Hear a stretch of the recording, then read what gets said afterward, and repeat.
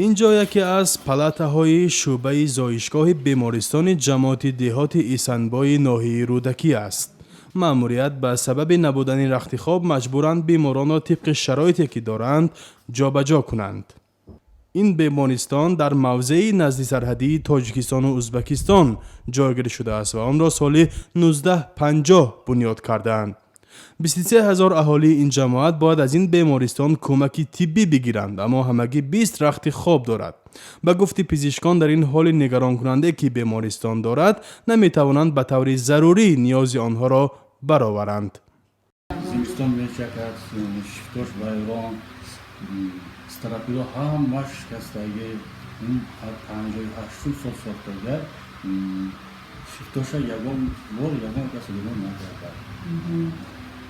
پولم جدا نشده است دیگه؟ پول جدا شده نیست. یک دو بار هم پول جدا شد از طرف بیمارخانه چیکوش هم ریمونت کرده. یعنی ریمونتی و عادی کرده. مسافه از بیمارستان تا مرکز ناحیه رودکی بیش از 60 کیلومتر است. بخش یاری تجلیل آن تنها یک عدد ماشین تمغه‌ای والگای تولیدی زمانی شوروی را دارد. مردم با نقلیات شخصی، تاکسی یا حتی با خر و اسب خود را به بیمارستان می‌رسانند. ظریفه که فرزند نخستین خود را در این بیمارستان تولد کرده است، قرار است فرزند دویمش را هم با وجود شرایط سخت در اینجا به دنیا آورد. اینجا نه آب دارد و نه برق و نه واسطه‌های گرمی‌رسان. اتاق را با بخاری گرم کرده بودیم که دود غلیظ آتش هوای اتاق را وزنین می‌کند. اما چون بیمارستان رودکی دور است و شرایط ندارم، برای همین مجبورم در همین جا تولد کنم. این هم در حالی که بیمارستان مرکزی ҷамоати деҳоти эсанбойи پزشکی ویژه زنان یعنی گینکولوگ ندارد. رابیه اشبیکا و یگانه مامودوه یا متخصصی زایمان این بیمارستان است که در خدمت تمام زنهای حامله ҷамоати деҳоти эсанбой می باشد.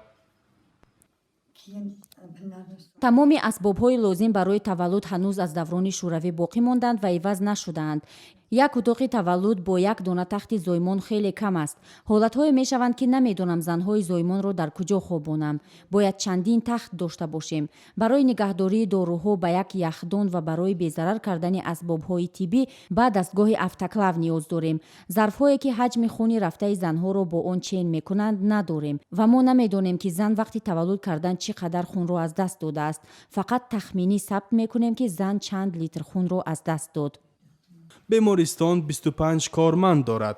به قول رهبریت نوبسته به شرایط ناگوار شب و روز در خدمت مردم هستند، اما کمبودی‌های موجود بر رفت فعالیت آنها تأثیری منفی دارد.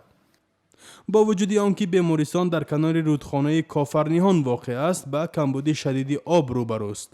آب را از بیرون بنا با ستیل و دیگر ظرف‌ها برای بیماران می‌آورند. لوله‌های آبرسان بیمارستان به علت فرسودگی خراب شده‌اند. همکنون امید کارمندان این بیمارستان به سازمان‌های امدادگری خارجی است که به بازسازی این بیمارستان و زایشگاه کمک کنند تا دیگر هیچ نیاز به انتقال بیماران به مرکز ناحیه رودکی نباشد.